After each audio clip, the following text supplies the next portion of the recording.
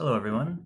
I wanted to include a few examples exploring exponential functions since it's what we're digging into again this week. So for that, I wanted to take a look at another fractal. So this is a famous fractal called the Sierpinski Triangle, and you can see that right here.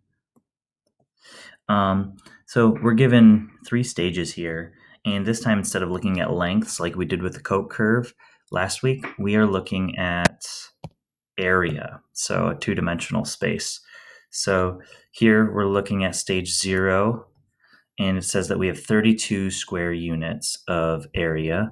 And then you'll notice that when we have the next stage of the Koch curve, that what we do is we take all of the shaded area. So for this, we take all the shaded area and we break it up. We break every segment into its half, and we create a new triangle for every segment that's created. And then we basically delete that area. We remove it. So if you look at this stage 1, we're splitting it into 4. So when you split something into 4, you divide it into 4.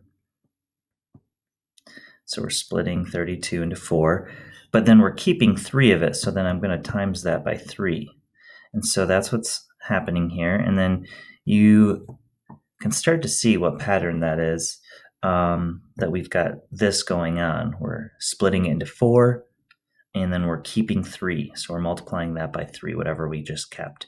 So you'll notice that if I have 32 divided by 4, it's going to give me 8. And then I can multiply by 3, and that gives me 24 new units of area, and that's what we have right here.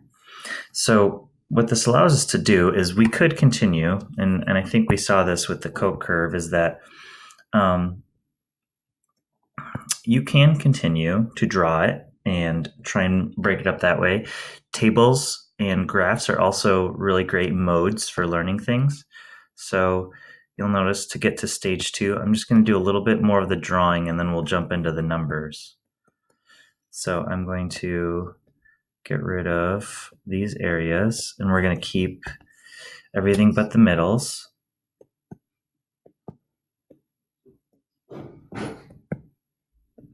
And this gets us to stage 2.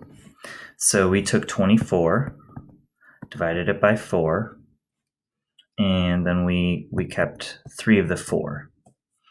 So what this gives us is 24 divided by 4, 6, times 3, means that we have 18 square units for stage 2. Let's go one more step before we jump into solving this with a recursive routine.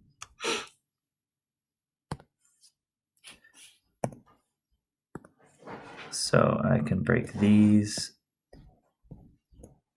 into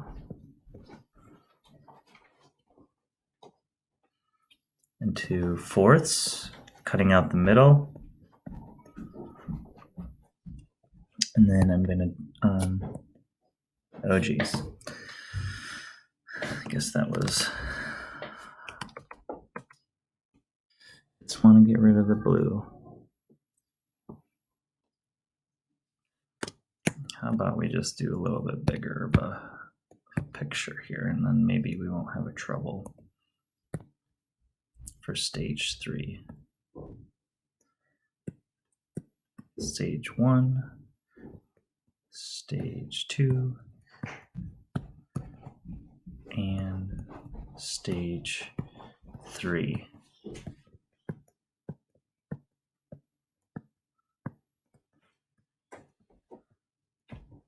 All right, and then if I highlight, I've got this, this, this. So if I wanted to find the area of the remaining blue space, now that we've continued our pattern, what was our rule of operation here is taking our previous area, dividing it by 4, and multiplying by 3. So 18 divided by 4, it does not divide evenly. What we end up with is 4.5. So what I'm going to do is just leave this as a fraction at first. So 18 over 4 times 3. So 18 over 4 can be simplified to 9 over 2 times by 3 will leave me with 27 over 2. And if I simplify that, then I get half of 27, which is 13.5. So our area for stage 3 is 13.5. So if I just jump right to, so we're going to want to write a recursive routine that generates the shaded area, and we want to find for stages 2 to 5. So far we've done 0, 1, 2, and 3. So let's just jump to creating a table. So we'll have stage number and we'll have area. Stage 0, we started with 32. 1, we then went to 24. 2, we went to 18. 3, we went to 13.5, right?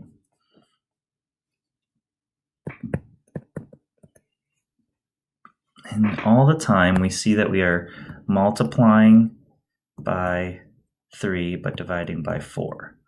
Multiplying by 3 but dividing by 4. Multiplying by 3 but dividing by 4. So if we want to get to stage 4, we'll take our previous term, 13.5, and multiply by 3/4 and 5. We're going to take what we get in stage 4 and we're going to multiply by 3/4 to get that value. So what I'm going to do is I'm going to shift over to Desmos. I'm going to create a table. We'll call this stage number and this area. So 0, 32, 1, 24. These are values that we already calculated. 18, 3, 13.5. And 4, we can take our previous term and multiply it by 3/4. And then here we can take previous term. Let's get a discrete number out here. So this should be 10.125, and then 10.125 times 3/4 gives us 7.59375. Okay, so now we've created this graph, and let's zoom out a little bit, and you'll notice that we've got this declining curve. It's still exponential because we have a constant multiplier. And so if we go back to what we worked on last week, where we had this starting value times the constant multiplier, and then x is our stage number, right? So we know that our constant multiplier is 3/4. And we know that our starting value, when this is 0, our stage is 0, our starting value is 32. So we're going to replace a with 32. You'll notice that this beautifully goes through all of our values. So using this function right here that we just created, and let's actually add another one right here.